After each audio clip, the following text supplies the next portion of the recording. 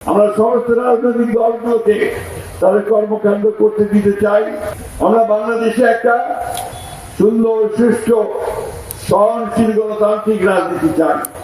আল্লাহর কি অশেষ রহমত দেখেন যে মানুষ ভাবে এক হয় আর এক, সেই ভোটে মানুষ আমাদেরকে ভোট দিয়ে নির্বাচিত করে। সেই জন্যই বন্ধুগণ, যারা বিএনপি করেন তাদের দায়িত্ব এখন অনেক বেশি আগের চেয়ে।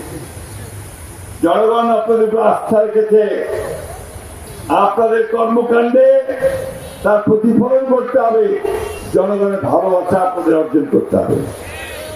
ধমকায় পিটিয়ে নির্যাতন করে ক্ষমতায় টিকে থাকা যায় না।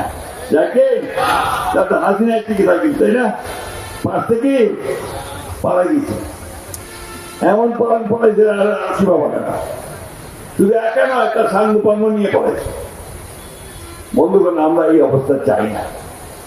আমরা বাংলাদেশে একটা সুন্দর সুষ্ঠু সহনশীল গণতান্ত্রিক রাজনীতি চাই। ইংরেজিতে আমরা বলি লিবারাল ডেমোক্রেসি, বাংলায় বলি উদারপন্থী গণতন্ত্র।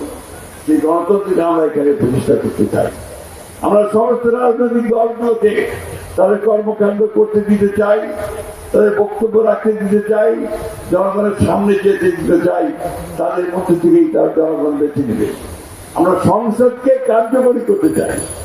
সংসদে যেন সকল রাজনৈতিক কর্মকাণ্ডের কেন্দ্রবিন্দু হয়, সেটা আমরা চাই।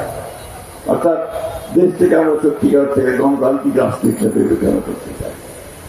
আমি আবারও আমার এই ভুল্লি এলাকা নয়, ঠাকুর এলাকা নয়, সমগ্র বাংলাদেশের গণতান্ত্রিক আমি হিন্দু, মুসলমান, বৌদ্ধ, খ্রিস্টান সকল ধর্মের মানুষ, বর্ণের মানুষ যারা আমাদেরকে সমর্থন দিয়েছেন, বিভিন্ন রাজনৈতিক দল, তাদের সকলের প্রতি আমাদের ধন্যবাদ, কৃতজ্ঞতা জানাই। এখন ভুল্লি উপজেলা হয়ে গেছে, তাই না? আপনাদের দাবি ছিল, বিশাল দাবি। একটা আনন্দ ফুর্তি অর্জন, একটা সংবর্ধনা আয়োজন করছেন। সন্ধ্যার পরে বোধহয় আপনাদের আরো আনন্দ হবে, তাই না? একটা কথা মনে রাখবেন, উপজেলা তো হলো, এই উপজেলাকে রক্ষা করা, তাকে সমৃদ্ধ করা, তার নাম ছড়িয়ে পড়ার দায়িত্বটা কিন্তু ভুল্লিবাসী।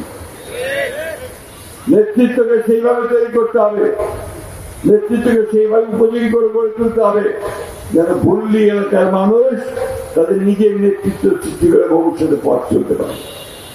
আমি আরো কয়েকজন নাম এখানে বলতে চাই, যারা আমাদের অতীতে 1971 থেকে শুরু করে এখন পর্যন্ত যারা চলে গেছেন, আমাদের মাঝে নাই।